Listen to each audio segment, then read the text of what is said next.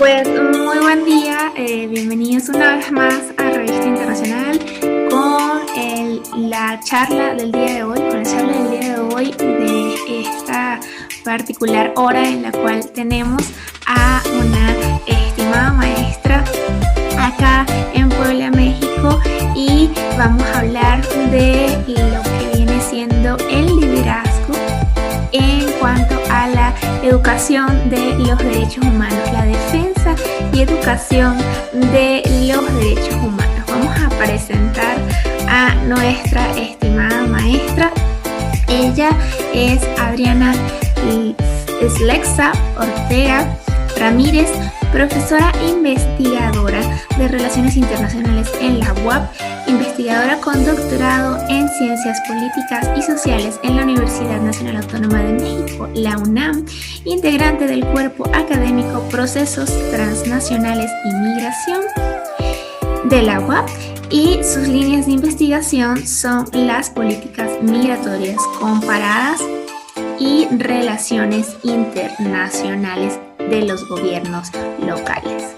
Así, nuestra estimada invitada nos va a hablar el día de hoy de la mujer en la defensa y la educación de los derechos humanos. Muy buen día.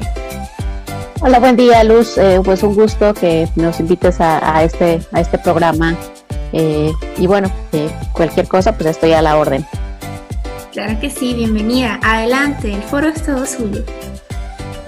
Bueno, entonces vamos a platicar el día de hoy sobre el tema de la educación en derechos humanos, la formación en materia de derechos humanos, a partir de la experiencia que yo he tenido, sobre todo más en la cuestión de temas de migración, es decir, cómo me fui involucrando en temas de migración y al mismo tiempo ligándolo con ahora pues ser coordinadora de una maestría en Derechos Humanos y Relaciones Internacionales en la Facultad de Derecho y Ciencias Sociales de la Universidad Autónoma de Puebla.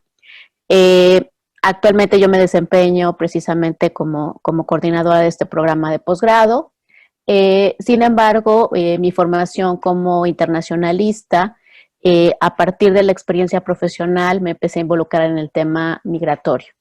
Eso fue ya hace un buen rato, obviamente, cuando egresé de la licenciatura, en ese momento, mi opción de trabajo más cercano también y más local fue en un periódico regional. Y ahí empecé a ser editora de noticias internacionales y de economía. Ajá. Y luego, dentro de las actividades mismas del periódico, empecé a desarrollar un suplemento especial sobre el tema migratorio. Al periódico le interesaba mucho, estamos hablando más o menos a principios del año de 2000, entre el 99 y el año 2000, el tema migratorio en México comienza a ser mucho más notorio, ¿no? Sobre todo porque la situación de nuestros migrantes en los Estados Unidos, migrantes sobre todo en el caso de la localidad donde yo trabajo, que es obviamente Puebla, comenzaba a ser un tema más visible, ¿no? De importancia para el Estado, ¿no? Sobre todo visualizando que estos migrantes pues estaban participando ya socialmente, económicamente y políticamente en sus comunidades de origen, ¿no? Al ver cómo estaban participando ya los migrantes, sobre todo poblanos desde los Estados Unidos en Puebla, en sus comunidades de origen. Sin embargo, lo que se estaba viendo era cada vez un mayor activismo, ¿no? Hablamos del circuito migratorio Puebla-Nueva York.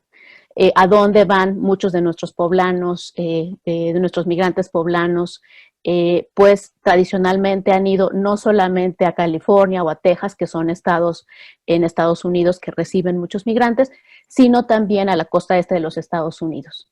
Y cuando ocurre el ataque del 11 de septiembre, es algo que obviamente que me toca, digamos, recepcionar cuando estoy en el periódico, qué está ocurriendo con ellos, ¿no? Cómo se comienza a desarrollar también toda esta visión securitaria de la migración, ¿no? Es decir, el ataque del 11 de septiembre relaciona directamente a los migrantes como amenazas terroristas, ¿no?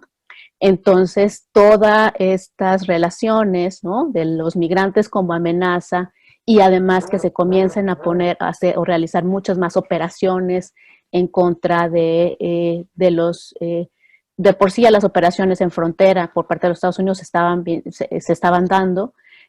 Sin embargo, a partir de este momento ya hay una visión, ¿no? Toda, digamos, que las propias agencias de seguridad de los Estados Unidos se ponen en coordinación y el tema migratorio pasa a ser parte de la agenda internacional de seguridad.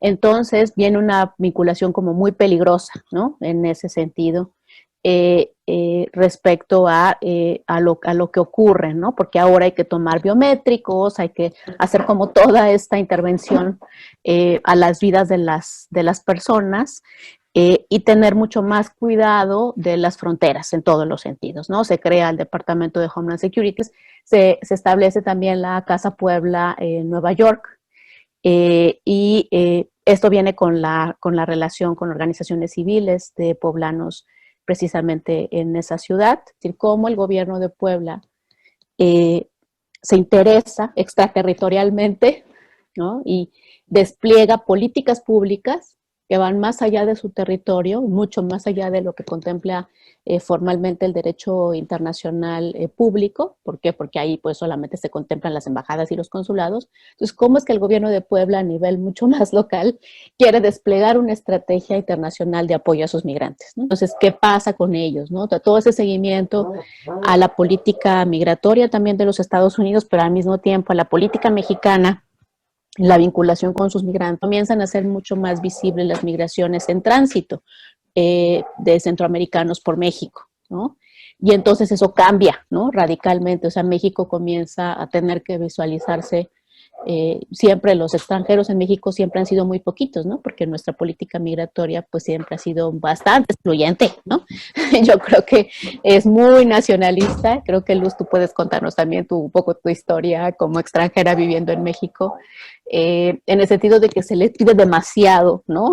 Nosotros decimos que es a través de la burocracia mexicana que te obligan a, o sea, digamos, y bueno, y quienes deciden naturalizarse como mexicanos, de verdad es un gran logro, o los extranjeros que viven en México que deciden naturalizarse como mexicanos, es un gran logro porque tienen que sortear toda esa burocracia terrible, ¿no? Entonces, ¿cómo va cambiando, cómo va retando al país y a la política migratoria mexicana esos cambios en los flujos migratorios a partir de, estaba diciendo, una mayor visibilidad de la migración en tránsito a partir del 2004, 2005, los compromisos que México internacionalmente ha asumido, ¿no?, los tratados internacionales que ha suscrito, por ejemplo, en materia de derechos humanos, pero también en materia migratoria, y al mismo tiempo lo que está realmente dispuesto a ofrecer, ¿no? O sea, es decir, lo que está dispuesto a cambiar, ¿no? Entonces le ha costado mucho trabajo al Estado mexicano, bueno, incorporar el tema y la visión y la perspectiva de los derechos humanos. Eso es algo que también es algo que he estudiado y a lo cual he dado seguimiento. Y por otro lado, el tema migratorio en sí mismo, ¿no? Para cumplir, ¿no?, tanto los acuerdos internacionales suscritos, pero también de ir cambiando, ¿no?, toda una visión pues bastante retrógrada, una serie de prácticas que atentan y violan directamente los derechos humanos de las personas, ¿no? Ahora, es decir, no se trata solamente de hacer una visión asistencialista o solamente de cuidado o de protección, o sea, sino que realmente la protección, por ejemplo, sea efectiva, ¿no?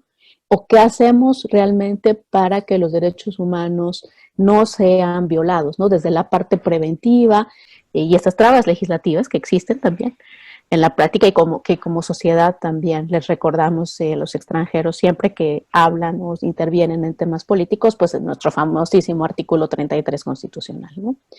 Entonces, creo que tenemos muchísimo que aprender de esas experiencias también en otros lugares de América Latina, y dejar de ver también tanto a los modelos de gestión migratoria de los Estados Unidos, que eso también ha sido un obstáculo, ¿no?, para México.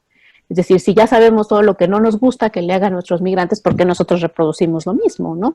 Entonces, eso es parte de los dilemas y de los retos, ¿no? Wow, pues muchísimas gracias, maestra. Caramba, no quería ni cortarla. Muy importante cada una de las palabras que está diciendo. Sabemos perfectamente que las autoridades están inmiscuidas en las violaciones de derechos humanos de los migrantes. No solamente en México, eso es a nivel internacional y eso lo sabemos. ¿Qué se puede hacer? ¿Cuál es la recomendación en estos casos para que el trabajo tan fuerte, porque eso sí lo he visto muy de cerca, que hacen las ONGs, que hacen las iglesias, que hacen las academias, para trabajar por la mejor calidad de vida, por la documentación, por la estabilidad de los migrantes, sea fructífero y digamos, no quede tan mermado, por lo que vuelven a ser de nuevo los distintos entes de las autoridades? Sí, yo creo que una de las estrategias principales es actuar en Perdón, redes, ¿y ¿no? cómo defenderlo? Porque ahí está como la parte importante, ¿no? De lo que usted... Claro, es actuar en redes. Yo creo que ahí está la clave, ¿no? Es decir, cómo nos vinculamos entre todas las personas interesadas en estos asuntos, tanto a nivel de colectivos, tanto a nivel de organizaciones, también a nivel del periodismo, ¿no? Yo creo que los periodistas son también actores clave en este asunto para ir develando este tipo de cuestiones. Entonces, en la medida que estemos más vinculados, más articulados, nuestras redes de defensa sean más fuertes, yo creo que eso es la clave, ¿no? Y también pensando un poco en los modelos teóricos de defensa de derechos humanos, tiene que ver con estas redes transnacionales de defensa. Pues es decir, que las redes no solamente sean de vinculación local, ¿no? Entre